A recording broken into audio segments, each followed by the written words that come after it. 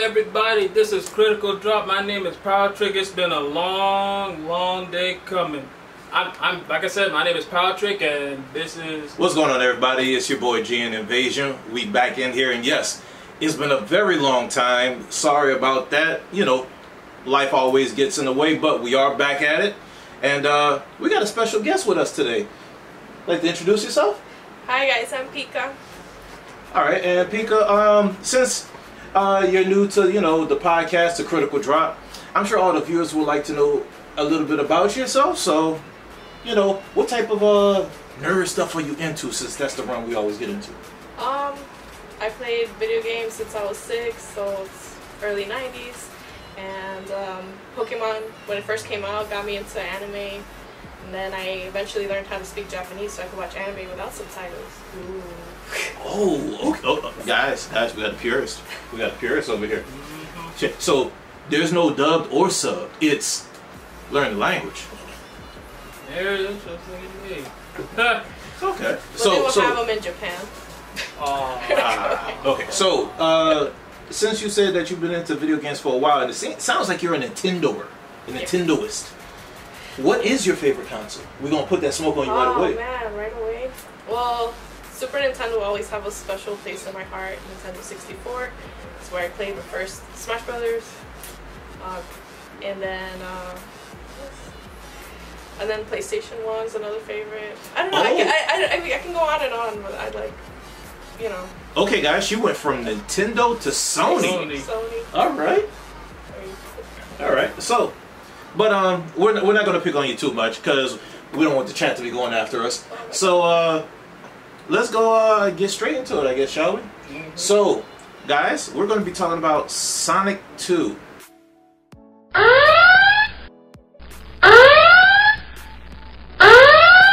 Been enough time, so hopefully you've seen it. It's definitely worth it, and you know, we're gonna take it away. I'm gonna give it to you though. Ooh, okay. Sonic the Hedgehog 2. This movie, we seen the trailer. Idris Elba did his thing as Knuckles. He stole the show from my opinion. But my question is for all of you guys. We all enjoyed this movie, and many fans loved it as well. Did very good in the box office. Is this movie the greatest video adaptation? Well, is this the best live-action video game movie of all time? Because there are some few, but in your opinion, is this the best of all time? Oh, is that rebuttal back to me? To any of you guys, either one of y'all could jump in. I've seen. I'll let you go first. Oh yeah. Huh? I agree. It was great. I was very I was interested from the beginning till end, and you know, it has something for everyone. Kids and parents can enjoy it. A lot of action scenes. Jim Carrey's doing his thing. Very enjoyable.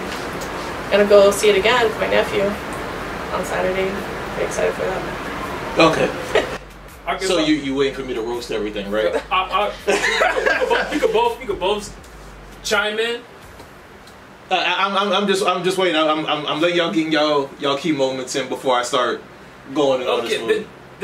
This to me, this is a hard question because there are some of it. Because like this movie is great, but it has some moments I wish they could taken out. Like for example, I wish Tails had more on the spotlight because Knuckles been taking it out on all three, basically everybody. Knuckles been taking the whole spotlight from Sonic. Everybody can get hands. Everybody, he's been taking it from everyone. I just wish that Tails had like one moment when on that one scene where he just seen clones of himself, but it's like they're all fakes. But I'm just like he needs to have more moments. Well, like that. Remember, Tails was always a sidekick.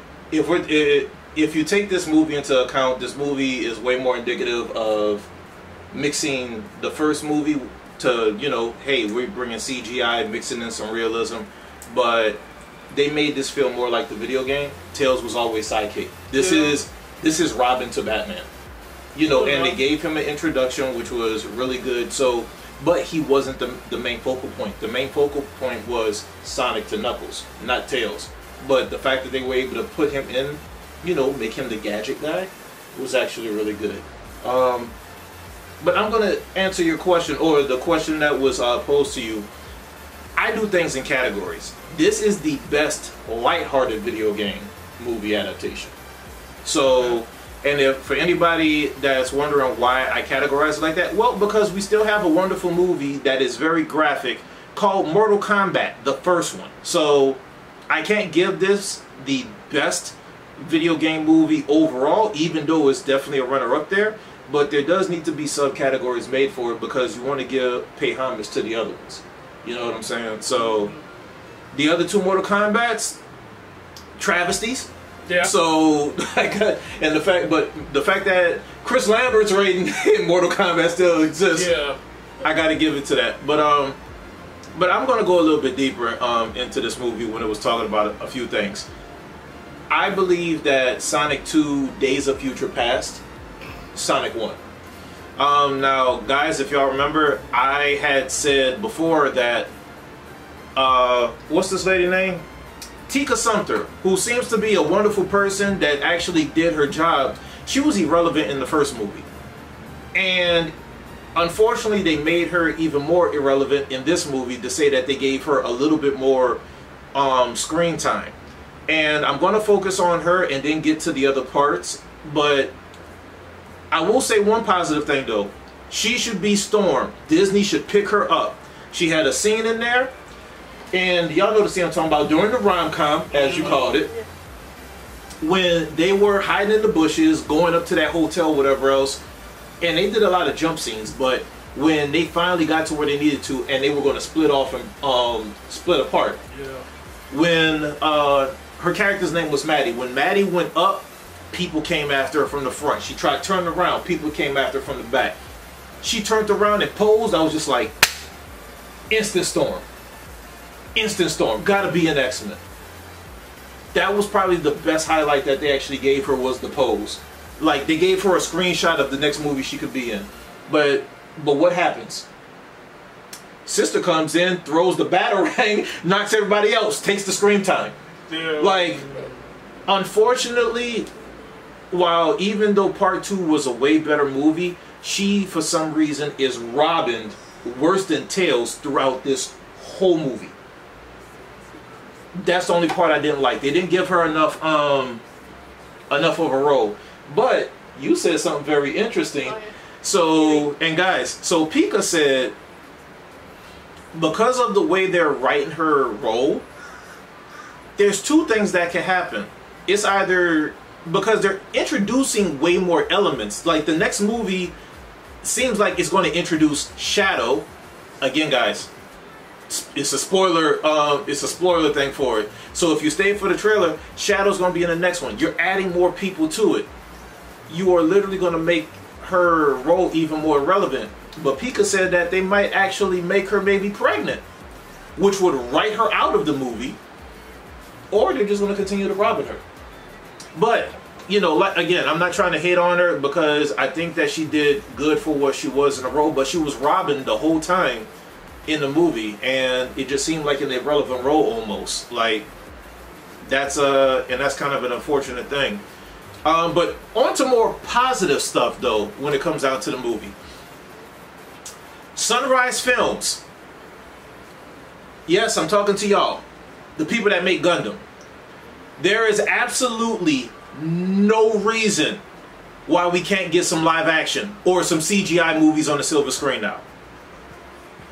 I don't know all the people or the developers that made the Robotnik, aka the Zaku, but after seeing that, we need some Gundam movies. I want Unicorn. I want RX-78. I want Double Zeta. I want Gundam Wing. You can do any and every of them.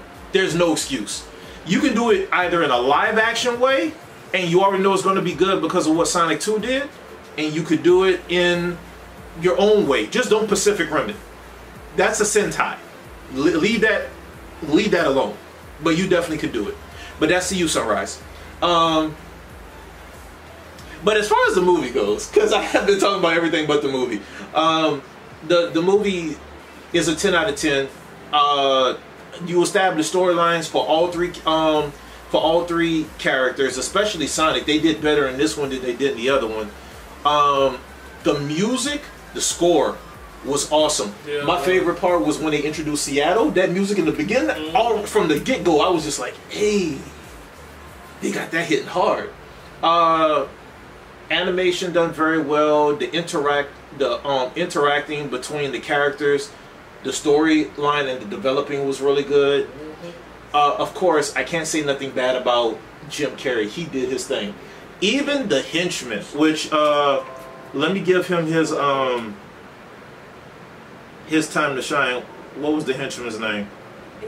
There's two. Agent Stone? Yes, thank you. Agent Stone was by far one of the best.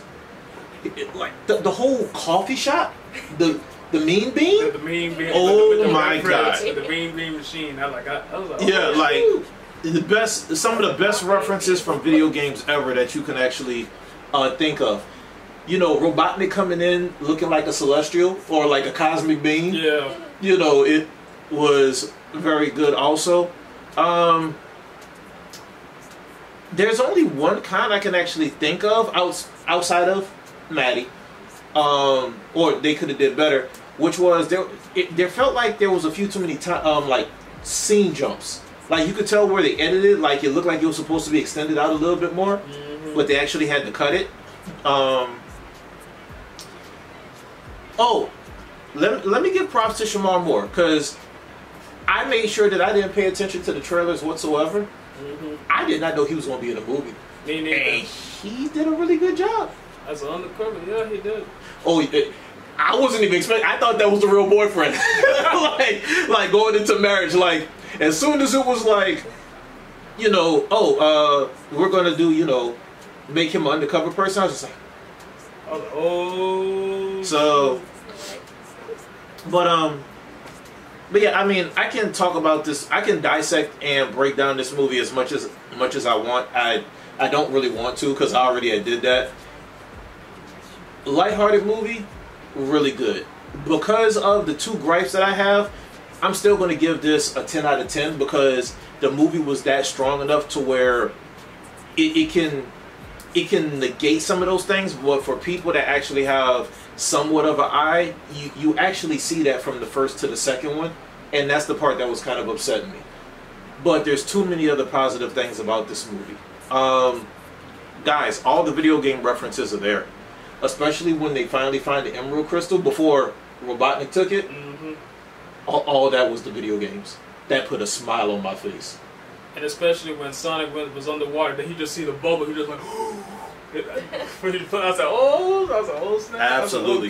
I said okay, but I'm gonna give you like one other con I have. Like you might think I'm crazy, but I'm like, I felt the Chaos Emeralds were a bit too small. You did mention that. I understand what they're trying to do. They're trying to make like real life gems, like a live action, make it like real, because like emeralds are small. And, well, like, they made them larger, comparable to like what would be in like the real world.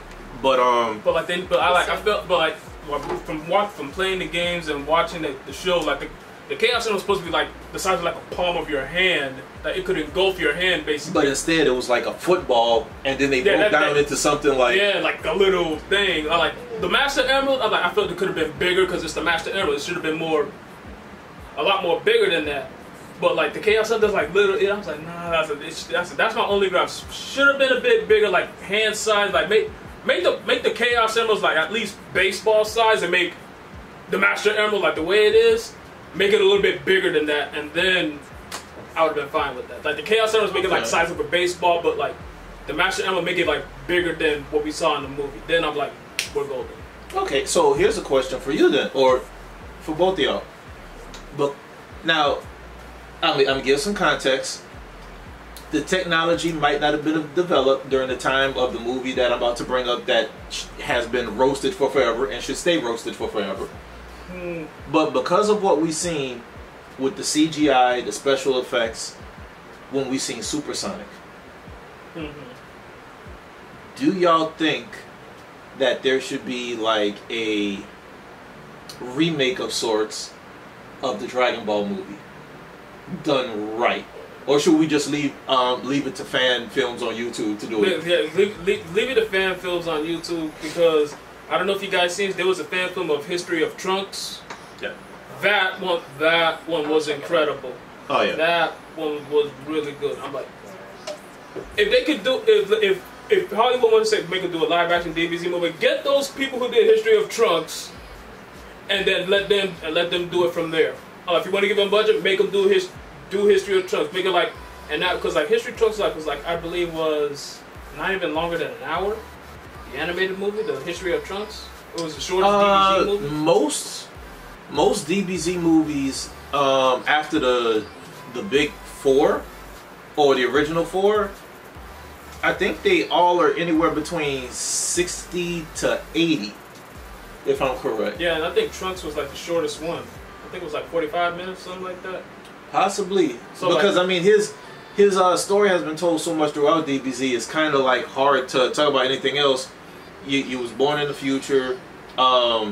Everybody else was already dead because of the androids being more overpowered. Mm-hmm. Goku was already dead beforehand because of the virus that he ended up getting for his heart. Yep. And he caught a heart attack. And he was trained by Gohan, who later on lost the arm. And then after he got killed, emotional, damn it! You know, he becomes Super Saiyan.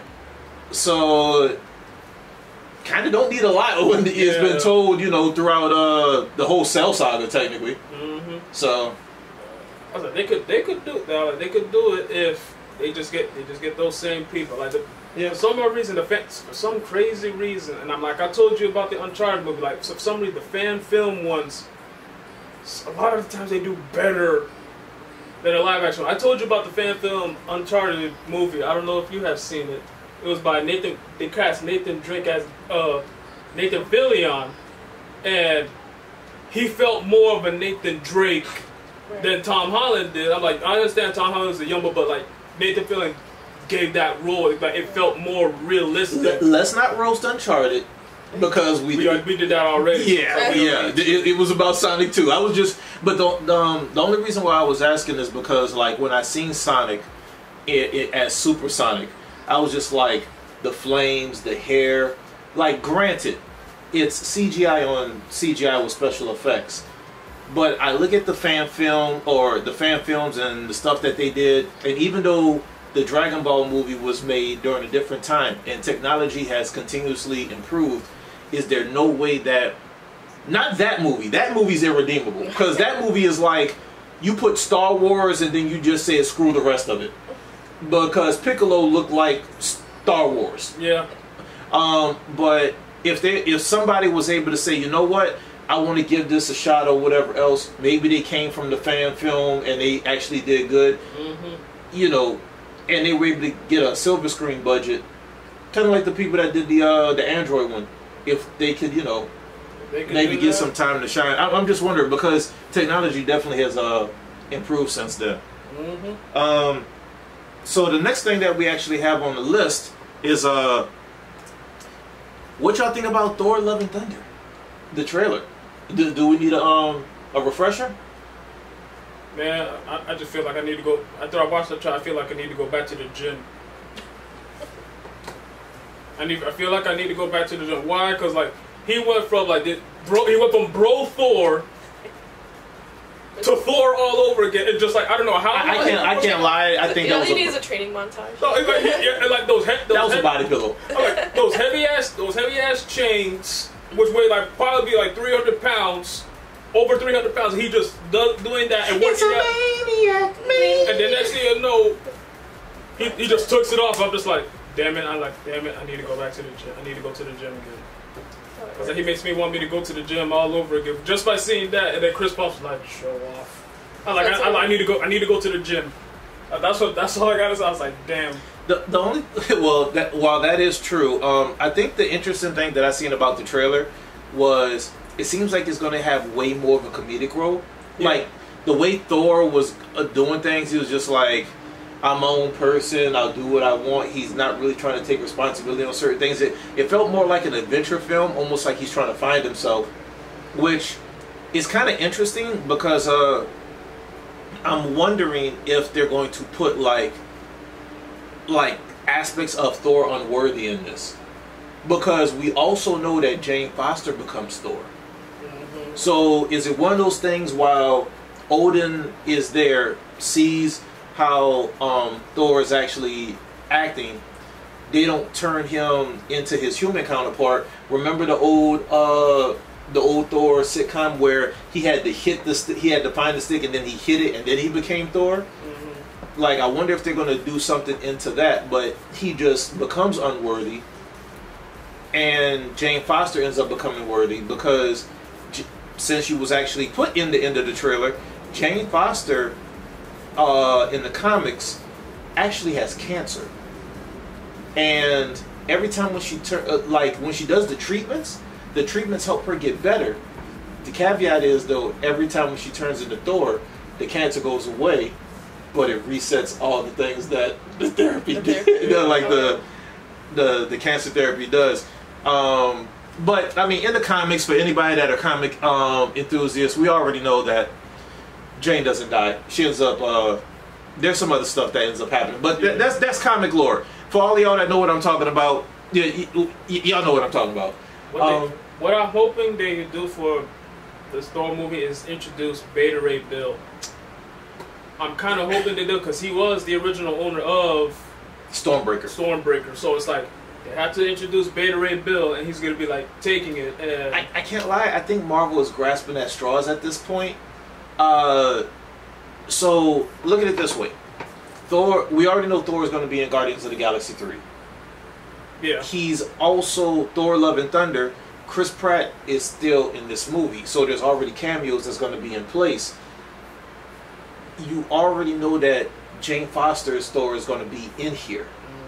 So Marvel has always taken liberties when it comes down to comic continuity. And in the beginning, they were pulling heavy off the Ultimates.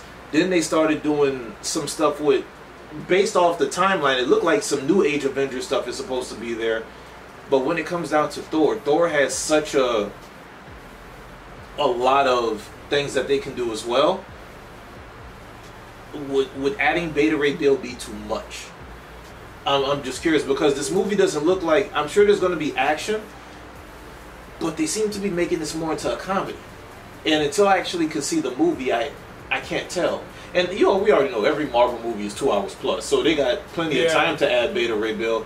But where does it fit as far as Thor by himself? Thor doing his own thing. Thor with Chris Pratt, where does I think he's gonna reunite with Loki eventually.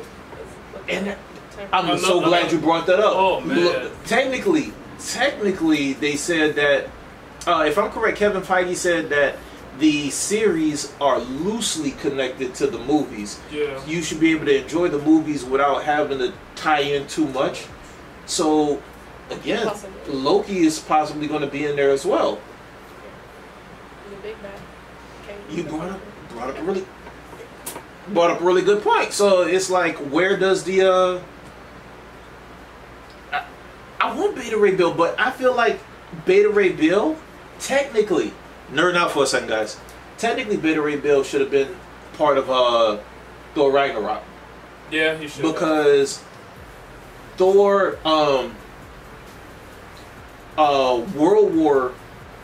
Planet Hulk and World War Hulk is technically in Thor Ragnarok. Yeah.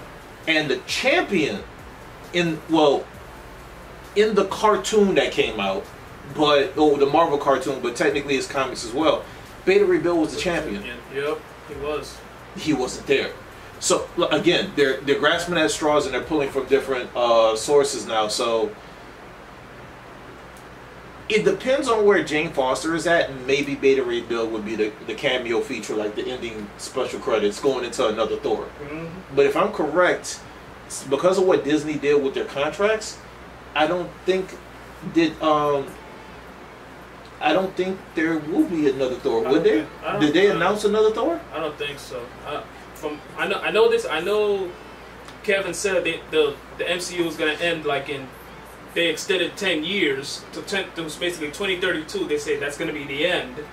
So that's going to be a lot of stuff that's coming. But I don't hear nothing else about Thor. You gotta think. There's probably 4 years in total between screenwriting, development time, and shooting the movie.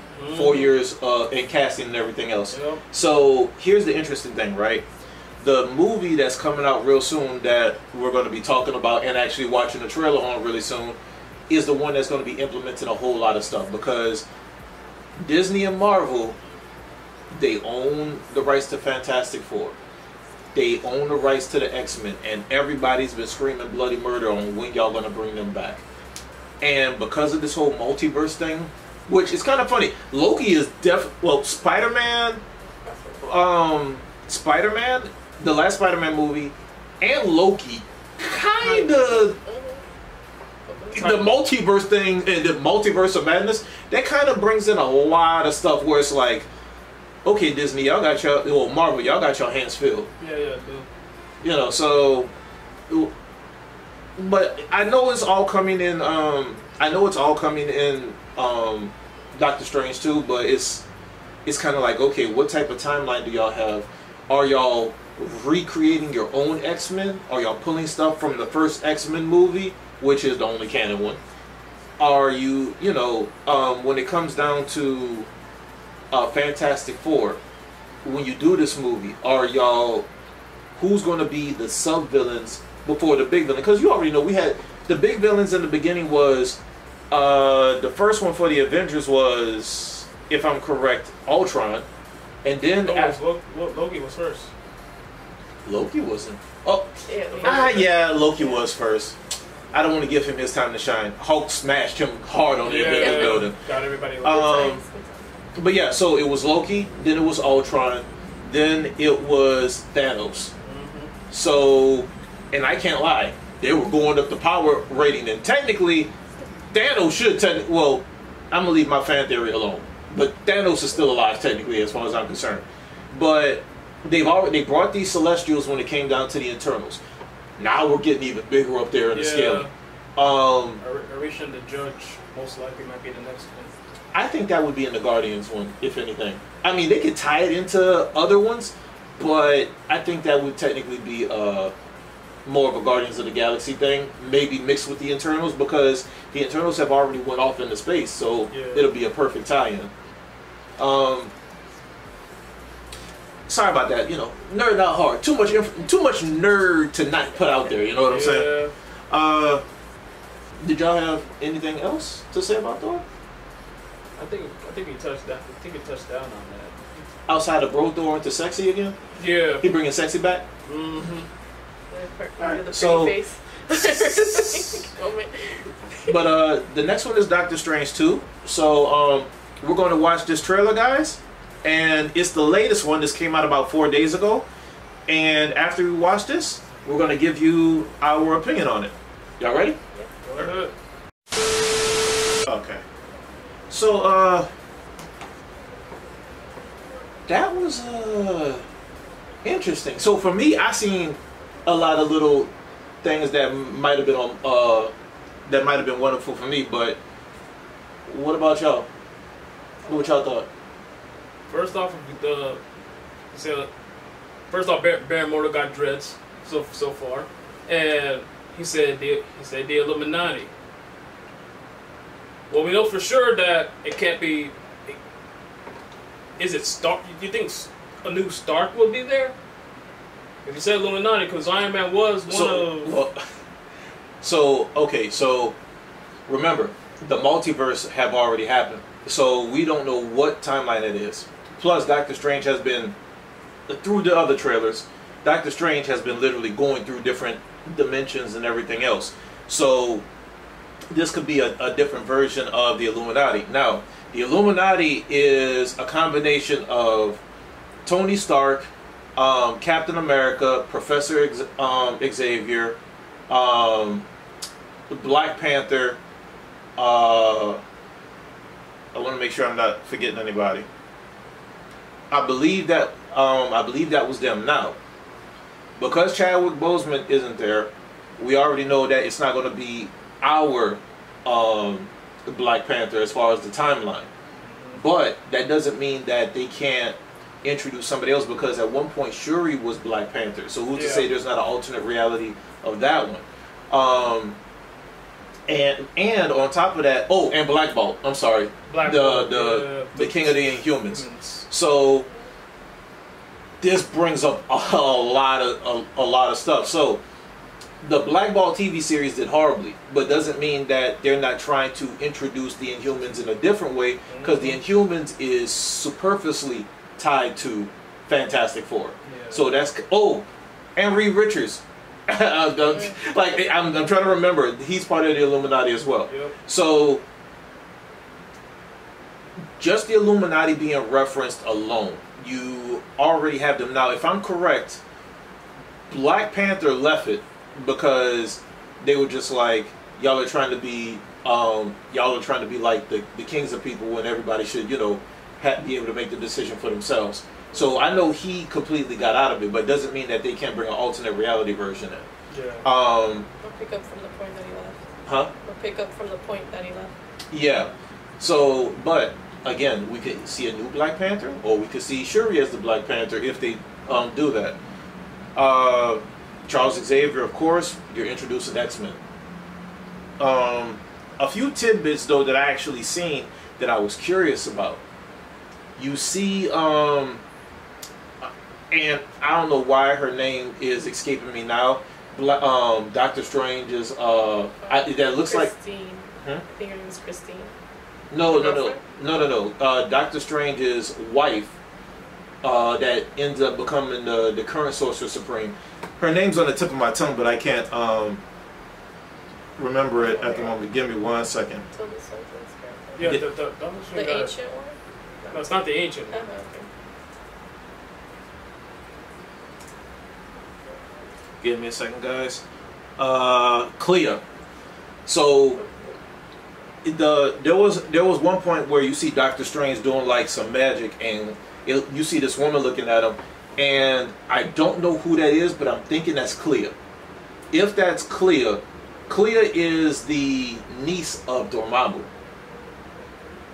but ended up getting with Strange, marrying Strange, divorcing or separating, whatever, however you want to look at it, and then becoming the new Sorcerer Supreme.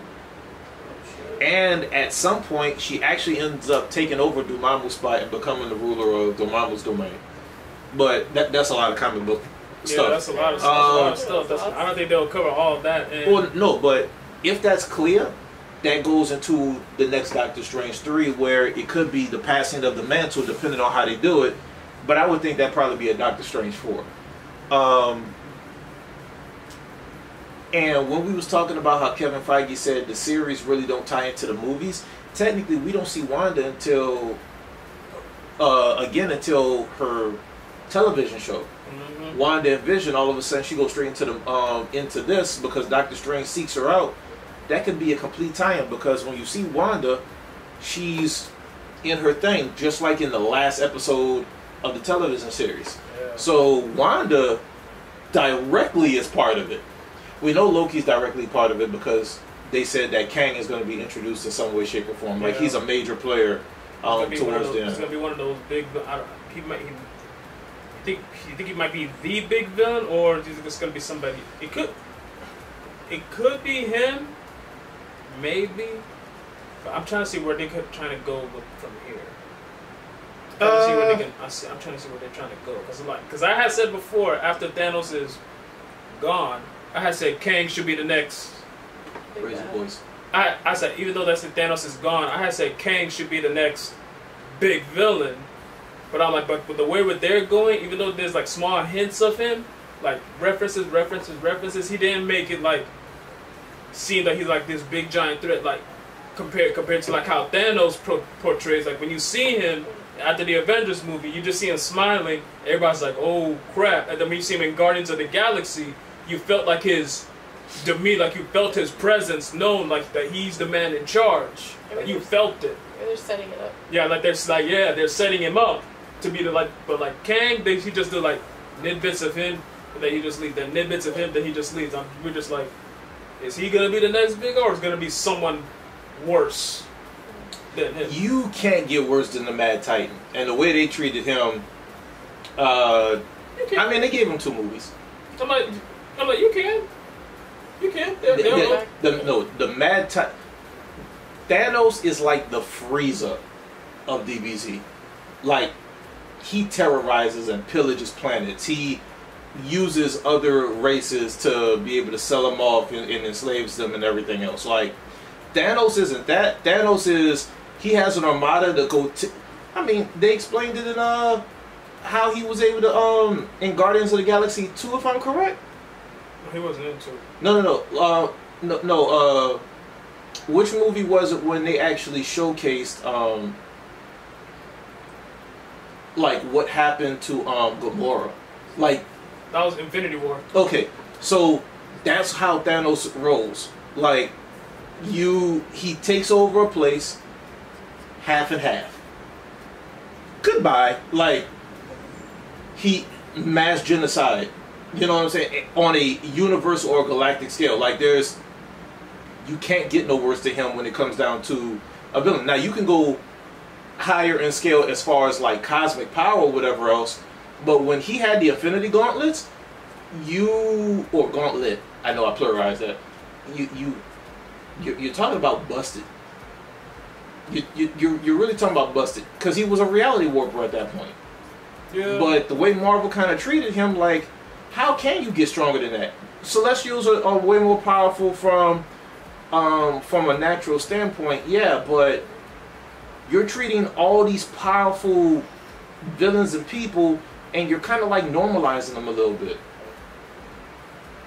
You know, like, for instance, Thanos is strong. Thanos is not stronger than the Hulk. They use that as a plot armor device to try. Stronger wise, yeah, but like in terms of he's gonna be a fight, I'm like, I'll stop you on that.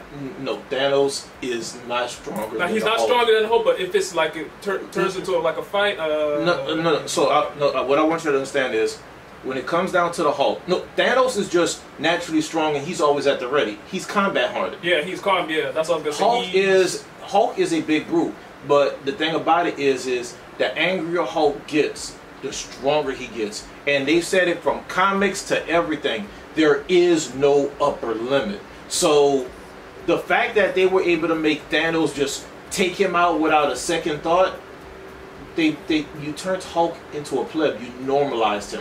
Granted, they did that as a plot device because they got Ragnarok and everything else. Should have never happened. Shoulda, woulda, coulda, but that should have never happened. You're talking about somebody from a natural standpoint that is stronger than anybody else on Earth. And then as he gets angrier, he bodies the competition. The only one stronger than him, guys, and of course I'm talking about comic book lore. I know, I can't be this literal with it. Is the Sentry. And you might as well say Sentry is one of 3 Marvel Superman. That's a very busted scale. You might as well say the Sentry is Jesus. Yeah. Blonde hair, pretty much immortal. It's a healing factor that's better or on par with Deadpool and Wolverine. Or the Hulk, because he technically has a healing factor. He does. So, but you have Celestials that technically can be in. We still don't know what's going to happen with Adam Warlock. Yeah, he hasn't shown. He needs to show up in the 3rd one. He does need to show up. He needs to show up in the 3rd one. I feel he should be. I feel Guardians of the Galaxy 3. He should be the next villain, but because how the I forgot how what's the High Evolutionary. Yeah, how she said Adam. She portrays it as like the next like the next Guardians of the Galaxy threat, which I'm like, they need to put him there. And I said, thank God that he doesn't have the Soul Stone. Yeah, and funny enough, Adam Warlock is leagues stronger than majority of the people on Guardians of the Galaxy. Gamora is considered the most revered assassin in the cosmos. Credible name. But they haven't shown her armor or the sword yet. Oh, that sword is so badass. But bring her back then? They can bring her back. They're gonna bring her. She's gonna be in this movie. Yeah, everybody. I'm curious about Batista. I'm curious about him though. This will be his last one. Too. Yeah. But technically, Batista's character is actually physically the strongest. Because Groot, if I'm correct, his species, it is strong just because of, you know, what they are, the Constitution. Mm-hmm. But from what I understand, Batista's character technically can fight Thanos. Yeah. So that means that he's up there in power. But again, I'm going so much on comic book, but we already know that Marvel has a habit of normalizing people. So the only person they didn't normalize was Miss Marvel / Captain Marvel. Well, I might as well call her Captain Marvel at this point because if I'm correct, the Miss Marvel trailer already came out. Yeah, right? it did. So, and I did see it. It was interesting. I want to see more what they do with Kamala Khan because I played her in the Avengers game and it was a likable character. Like I did like it. Man, so much. Also, I wonder how they're gonna introduce. I don't know if you played Guardians of the Galaxy, the one that recently. No, I watched it. I watched it. I wonder how they're gonna introduce. If they, I don't think they would, to Star-Lord's daughter. I think that's too soon. Think it's too soon? Yeah. Too soon. And you know what I'm talking about, right? Too soon. Too soon. Too soon. There needs to be at least 2 more Guardians of the Galaxy, or at least 1 more Guardians of the Galaxy with a trailer or cameo going into it. Is because, I mean, granted, you can hint at it when that man got busy. That man has been on adventure after adventure, and now you got Thor there. Like that man is. You got Batista there. You getting cock blocked at every way you turn. You getting made fun of. Yeah. By him and Mantis. Because she joined it on the fun too. Yeah, she did. So I don't see them bringing her in, if at all. Going back to the trailer though, from what I understand, they said that they already had debunked it, and the guy that looked like the Human Torch, that's Nova. Yeah, that is. So is that now the question I'm curious about then, because I don't know if they already had said like names and roles. Probably didn't. Which Nova? Because you have the original is Ryan, and then I forgot the younger one. Yeah, the kid Nova. Yeah. So, and Nova's technically strong. Now, I'm kind of happy that they're going full circle, even though it's not in the Guardians movie. But if I'm correct, in Guardian 1, the first Guardians, the Nova Corps was introduced in that movie. Yeah. So I'm kind of happy that they're at least bringing that in. But it took a multiverse movie to do it. Yeah. In my opinion, he should have been. He kind of should have been tied in or like referenced, but like. It is what it is. The only thing I think that's curious is the Guardians of the Galaxy feels like, I don't want to say a watered down Green Lantern Corps, because you know they're the ones that deals with all the galaxy stuff. Mm-hmm. But you brought Carol Danvers in, Captain Marvel. With Captain Marvel, technically you can bring in. There's 2 things that it can bring in. You can bring in Sword, which is the space version of S.H.I.E.L.D. Yeah. They were introduced in WandaVision, so it's like... Yeah, and then you have... you technically can bring in the Secret Invasion of the Skrulls, which is also a big one. So... It's not a secret anymore. Huh? You talking about it as a secret. Oh no, I'm just talking about from a comic to movie standpoint, because it was definitely in Captain Marvel, and it's just like, when I seen it, I was just like, oh, they're going to do it. Oh, I was just like... Jesus, take the wheel. Like, I was getting so excited over it, but we haven't really seen anything on it. I understand there's like bits and pieces everywhere. Disney, I just need y'all to make Marvel's budget much larger. I need you to extend it like quintuplet fold, so that this way we can get all these movies done in a astronomical way. Even if you're going to make it into series. Like, Sword can technically be a series. Yeah. You know, because Sword actually had superheroes on it. Yep. So at no point in time will we ever have a drought of of overpowered people, because when Agents of S.H.I.E.L.D. came out, which Agents of S.H.I.E.L.D. was damn good, we didn't. I mean, we got superpowers, but it wasn't on the scale like a Marvel movie or whatever else. When you talk sword, you got superpowers all the time. Nah, but like Agents of S.H.I.E.L.D., they did have what's in there? I think they said Quake or something. Yeah, you had Quake. Yeah, Quake, and then later on, like you had Luke. You had Ghost Rider. We had a Ghost Rider. Yeah, the Ghost. So I'm like, yeah, Ghost Rider. So it's like, I was like, they kind of getting it up there. So I was like, and technically, and honestly, and not to throw jabs at the Inhumans, because it was the worst TV series that they could have did. Yeah. Technically, Agents of S.H.I.E.L.D. did a better job at trying to introduce the Inhumans than the Inhumans itself. Mm-hmm. But I ain't gonna nerd out too much more on it, because again, it's kind of like manga readers going into anime and everything else. It's one of those things of the manga gives you everything that you want, and when you get to see it in in animated format, is it actually being done justice? Kind of like every graphic novel that came out. Well, I'm not too big on Twilight, but from what I understand, Twilight, the books. Really? I mean, I didn't watch that. No. I seen them because I had a girlfriend at the time. The movies were good, but from what I understand, the books were better. When it came down to Harry Potter, the books were better. When it came down to Lord of the Rings, the books were better. Ready Player One, the book was better. So it's kind of like one of those. Same with Hunger Games as well. Yeah, so it's just one of those things of. That's the reason why, I don't get a chance to read a lot of comics, but when I do get a chance to read comic books and, the information is spilling over from here and there, it's kind of like, But, I mean, Marvel is doing Marvel. It's technically supposed to be silver screen theatrical movies. I understand how things have to tie in, but there's times where it's like, could you have done things better? Did it need to be in the oven a little bit more or whatever else? But they're doing way better than any other people trying to imitate them. So, I'm not trying to throw jabs, but Well, you kind of technically did kind of throw a jab at everything. but at this key movie, and I'm not letting you watch it. Mary heard of it.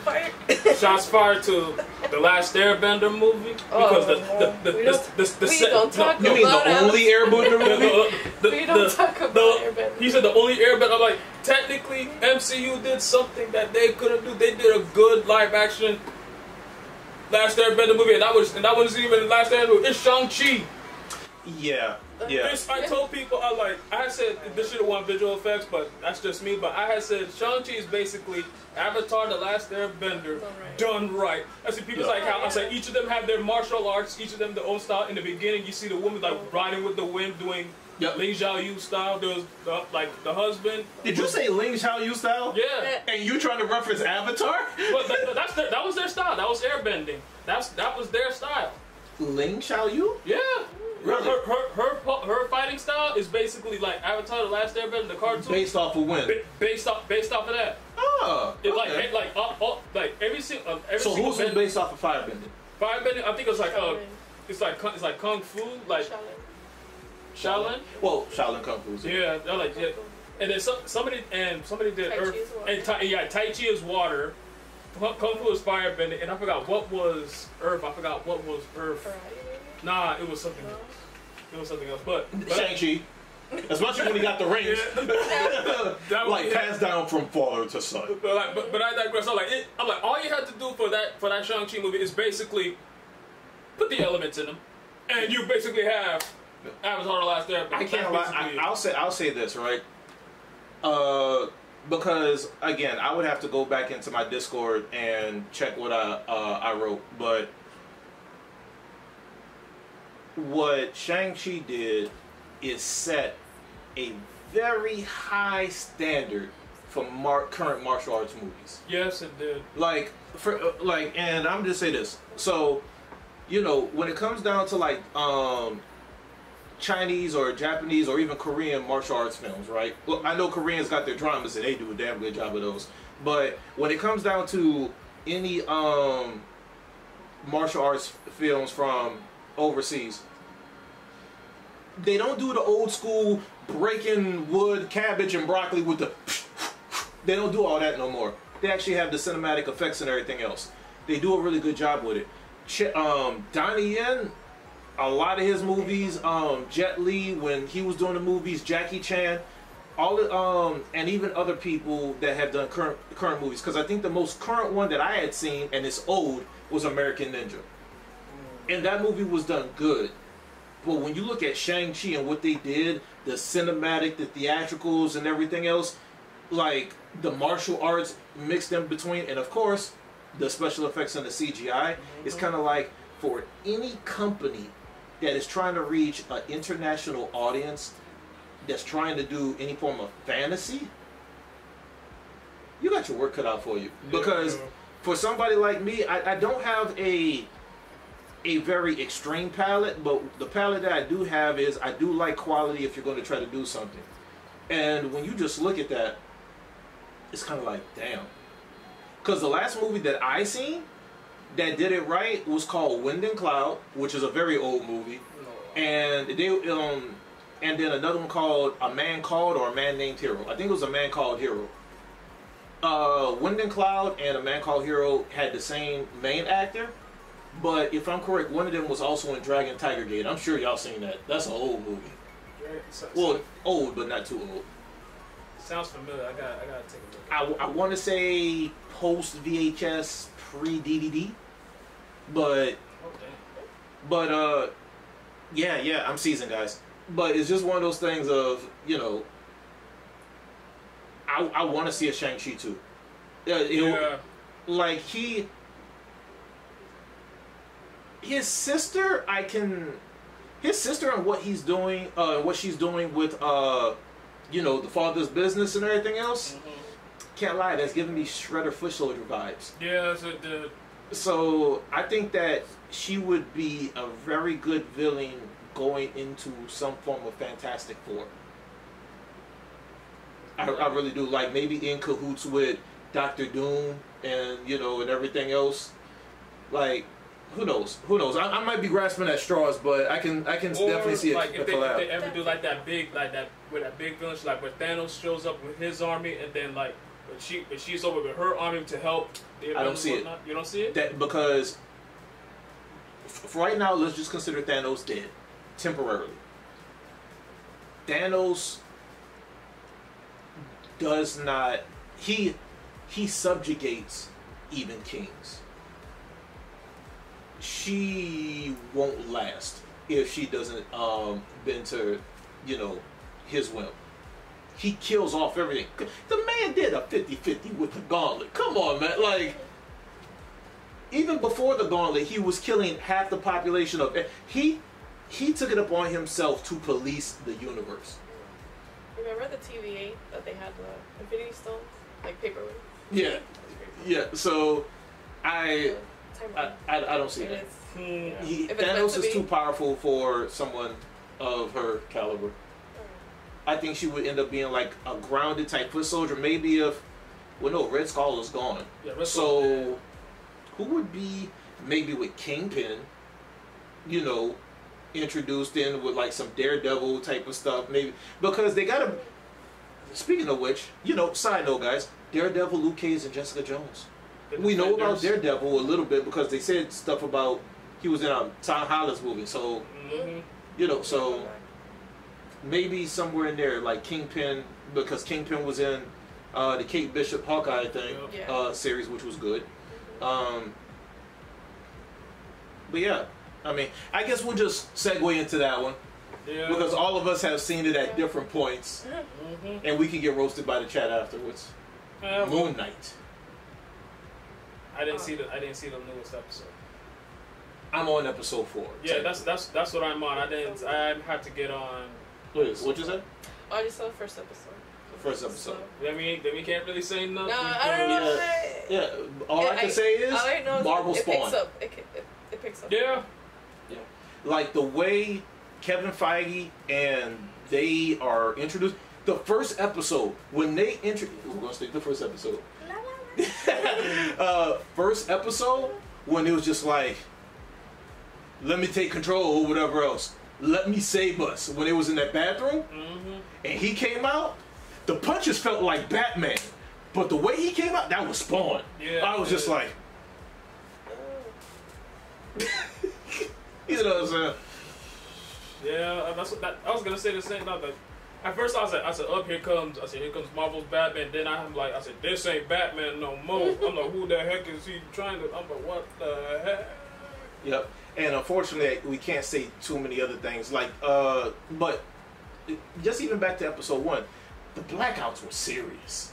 Yeah. Oh, Yo. I felt I was blacked out. Like, what's going on? Yeah, because I was just like, hold up.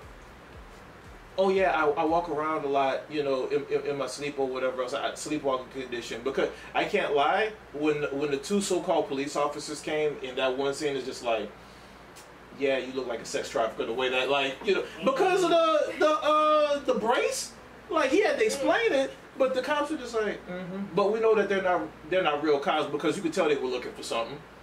The whole the introduction when he was going to the museum.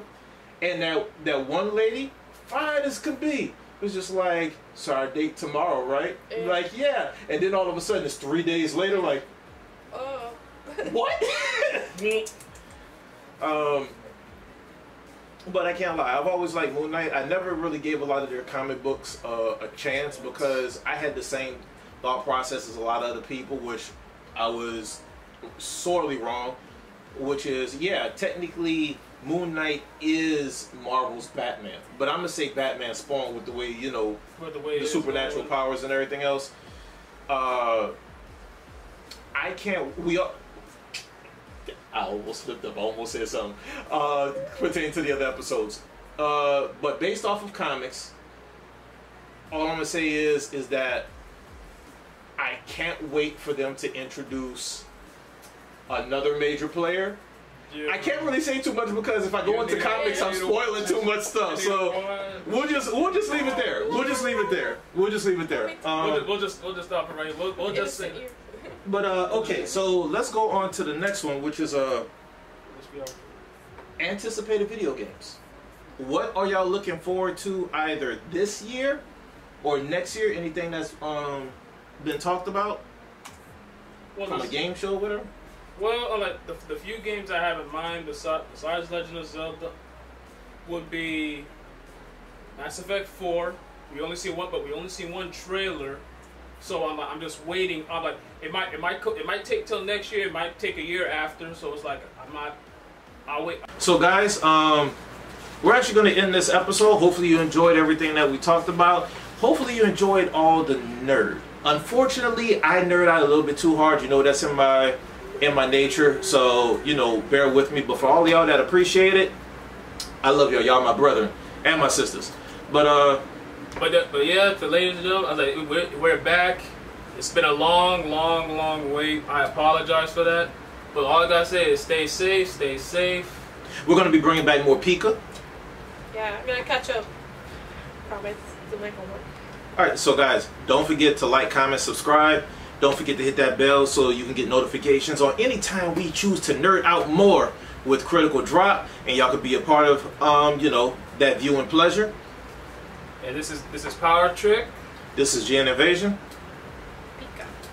Pika. She said that so low. SpongeBob. But we'll be catching y'all next time, guys. Be safe. Peace.